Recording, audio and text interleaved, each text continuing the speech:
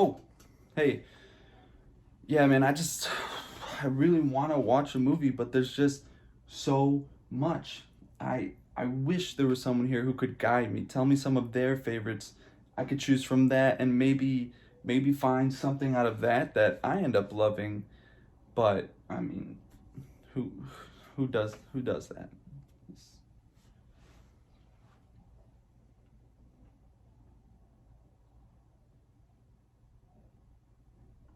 I do that now. There's just so many different streaming platforms: Netflix, Amazon Prime, Hulu, HBO Max. At this point, Walmart's going to come up with a streaming service that's just going to play reruns of Shop Till You Drop the whole time. And there's just, what do you choose? What do you choose from? And so I think it would be a really cool idea if I made this series where I take all the major genres from major platforms and just make my like top five, my favorites from each of them. And maybe you can choose out of those something that you want to watch. Because I mean, for me, half the time I just end up watching something I've already seen because I know I like it. And so I just go to that. If that sounds interesting to you, then go ahead and sit back on that massage chair Grandma got you, or that cloud couch Daddy bought you if you're a rich piece of shit. Either way, I love you all the same, and I hope you enjoy this.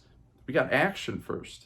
Yeah. And let me just preface this. I'm not going to say this in any of the other videos anymore, but before we get into it, I'm sorry, but obviously, I have to make it known that I haven't seen every single movie that's out there, let alone every action film. Don't leave, please. I haven't seen any of the Indiana Joneses. Boo! You stink!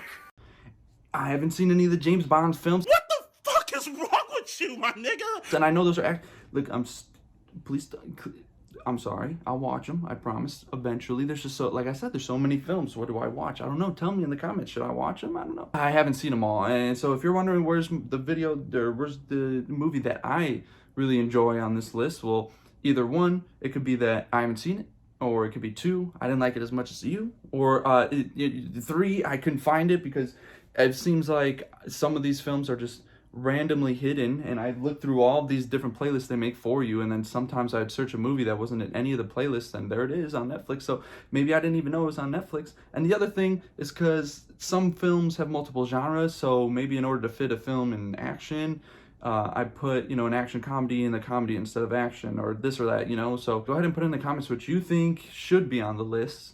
And yeah, so today, again, it's going to be action, and let's just start it off with my number 5.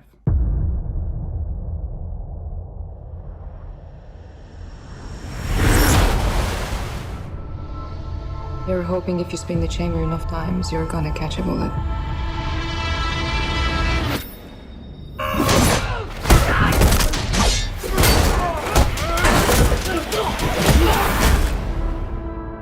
It's just easy that way. All right, number 5 is going to be Extraction. This is a Netflix original. You got Chris Hemsworth as a black market mercenary who's hired by this crime lord to find his kidnapped son, extract him, bring him back to him. I believe Chris Hemsworth in this is plays like he was a retiree, and he, it's that typical, this one job, like I'm going to go back and do it.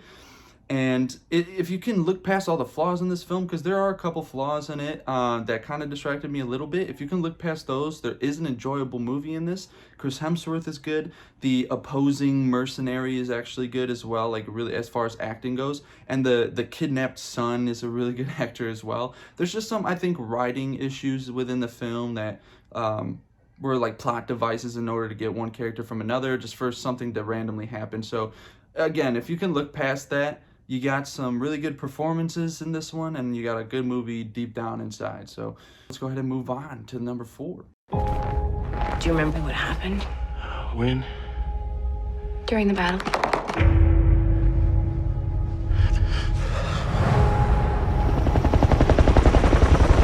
Welcome to the dark side of the moon, gentlemen.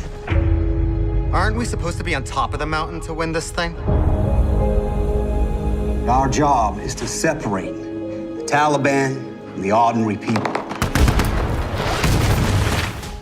Number 4 is The Outpost. So The Outpost is based or inspired by a true story where we have this group of soldiers who are set and stationed at this outpost, waiting to be taken out because they're in just a crappy situation where they're in this almost meteor-like hole in Afghanistan, and they're surrounded by enemies. So if these enemies ever want to kind of creep up on them, they have height advantage. They can see all these soldiers without the soldiers seeing them, and they could just get all this information and build up into, you know, essentially what this film ends up becoming, where I do think there's some parts, if you could look past Orlando Bloom's like kind of Southern American accent, it's kind of strange. But other than that, again, you have some really good performances. You have Caleb Landry Jones is just phenomenal in this. He's phenomenal in everything he does. I know he was in 3 Billboards, American Made, and I think there's another film I've seen him in that I can't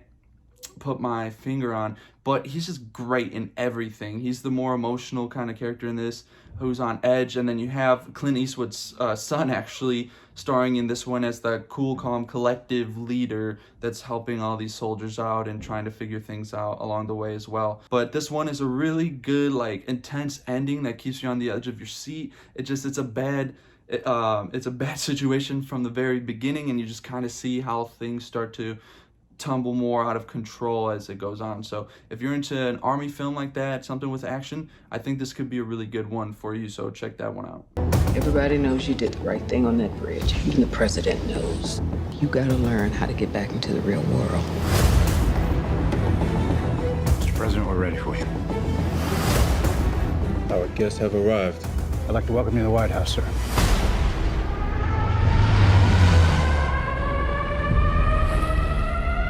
Sir, there's been an intrusion. Let's go, move.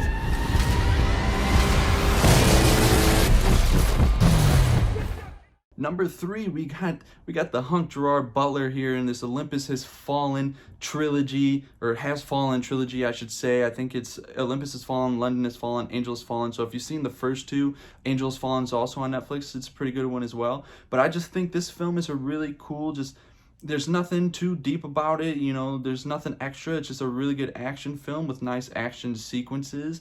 And you can go in, it's a popcorn flick, just watch it, enjoy it, get out, and then like move on with the rest of your day and not have any qualms really. You just enjoyed, you know, I don't know if it's like maybe a couple hours, and you just enjoyed a couple hours of entertainment, and that's that. And you got Aaron Eckhart as well, Morgan Freeman. So you just have some good actors, some good performances, and then just a cool, I didn't even go over the synopsis, but Gerard Butler plays a secret agent for the White House, and they're under attack by terrorists, and they also kidnap the president. So it's up to Gerard Butler to essentially save the president and save the White House and everything. So if that sounds interesting, definitely go check that one out.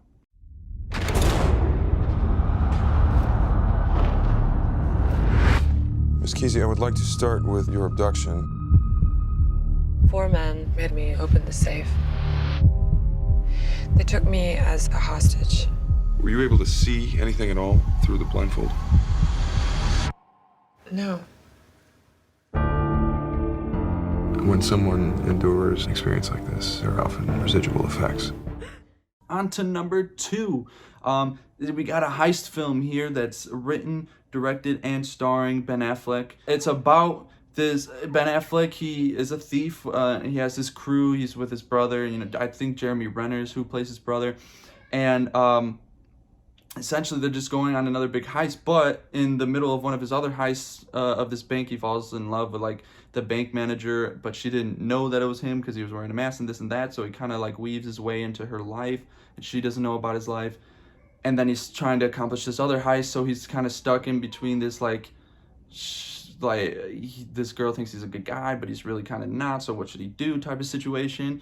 It's a little deeper. There's a little more emotion, drama, and whatnot in this one than there is in like Olympus Has Fallen. So if you like that, I think you'll like this one. If you like heist films, this is a good one. If you like Ben Affleck, it's just like perfect mix for you. I definitely think you should check this one out if you're in an action mood. If you haven't seen it yet, again, it's 2010, so I know you've had some time. But yeah, with that being said, let's go ahead and move on to my number 1 film. At any one time, there's anywhere between $500 and $800 billion in there. Every millimeter of it covered by cameras, sensors, and motion detectors. Stand across the street and stare at the building for 2 minutes. You have security on your ass. The bank that's never been robbed. That's why we're gonna rob it. Every time I'm in the street, I hear ya, ya, ya, ya. Man down. Where you from? We gotta move.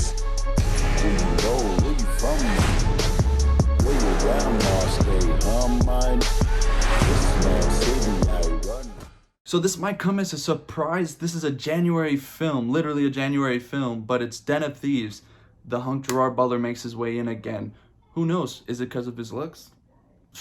I don't know. I can't give you my secret recipe, but Den of Thieves genuinely is actually, I think, a surprise, a really good film. You have O'Shea Jackson Jr. in this as well. 50 Cent plays a really cool role. But what you got is Gerard Butler is kind of this edgy cop. He doesn't really do things by the book, you know, and he has this crew that's the same way, who has a history of just cracking these like tough thievery heist cases and whatnot.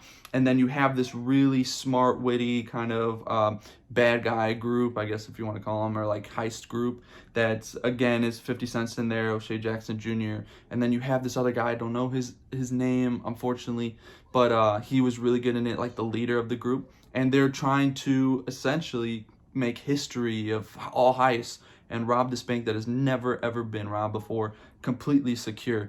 And so it's just a, you know, a good guys versus bad guys situation. I don't know what it is, but I just think, because I recently watched this again, it's like a 2-hour, 20-minute movie, but I feel like there's not really a scene that goes to waste. I could see if you'd be a little distracted from like Gerard Butler and his family situation that's kind of slipped in there for a little bit.